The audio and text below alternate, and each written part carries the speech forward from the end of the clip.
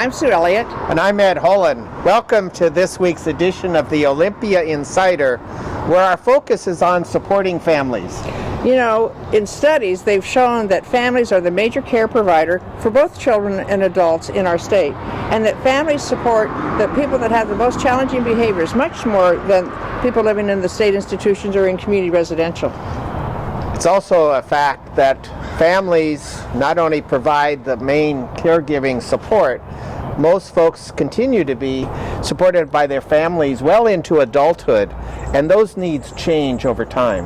There's several bills that impact individuals and their families this session. One is the Restraints and Seclusion Bill. That's going to have a hearing Thursday, tomorrow. There's also a bill on social emotional learning, and that had a hearing yesterday. And there was a bill involving respite and crisis stabilization, and we don't like the idea exactly of providing that at one of our state facilities or institutions. We'd rather see that money invested in our local communities and have respite locally. There's also a bill to establish a new program in our state that allows people to save up their money for the future. It's called the ABLE Act. And let's hear what Representative Kilduff has to say, who was the prime sponsor of the bill in the House. Well, I can hardly contain my excitement about the fact that we now have an opportunity here in our state, the beginnings of it with the passage of this bill in the House, to make sure that individuals with disabilities and their families can save and plan in a way that will help, and particularly for those who are reliant on SSI and Medicaid, they're able to save up to $100,000 in an ABLE account. Again, if this bill makes it all the way through the Senate, which I'm very optimistic that it will, and that way people don't have to spend down to poverty, and this allows families to, like I said, plan and save and ensure that they have some financial security. So I am super excited about the opportunity that this represents for the disability community and their families.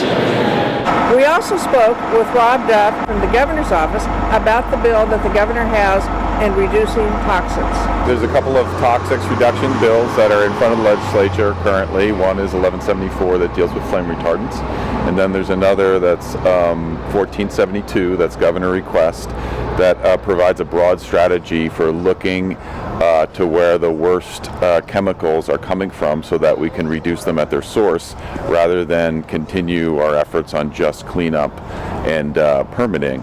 So by going at the source of these chemicals, we can be much more effective at reducing them. And one of the governor's priorities in looking at toxics reduction is because of the impact of these very low doses of chemicals on brain health and the development of our kids. And what we're finding over the past decade or more is that one of the most sensitive endpoints of these low dose chemicals is impacting healthy brain development and then learning in later life, whether it's exposure in the fetus or in early life. We have to protect our kids so that their ability to learn is not harmed. And what this bill does essentially is provide an open and transparent process for doing what we call chemical action plans. So everybody's brought around the table to actually look at where all of this stuff is coming from.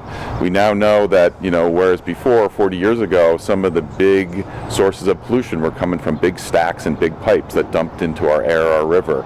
It's changed now over the past 40 years since we passed all of those great environmental laws like the Clean Air Act and the Clean Water Act. What we're finding now is that a lot of these chemicals come from all the products that we buy every day and the cars that we drive. And so they get into our wastewater, they get into our stormwater, and we have to look at a different way of finding them. So these action plans look at all those sources and try to figure out what's the best way to get at these things. And then by doing that, we can actually be much more effective than trying to clean these things up after they're dumped into our wastewater and they're dumped into our rivers and streams. It's important that you let your legislators know as we wind down this session and as we begin to work on the budget, which will be the next step in the process. It's really important that your voices are heard. And remember, change is made by those who show up.